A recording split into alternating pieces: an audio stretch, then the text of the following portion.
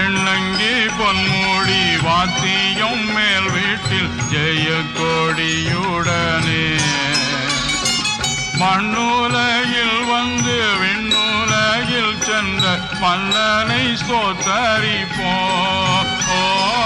மண்ணுலகில் வந்து விண்ணுலகில் சென்ற மன்னனை ஸ்தோத்தரிப்போம்.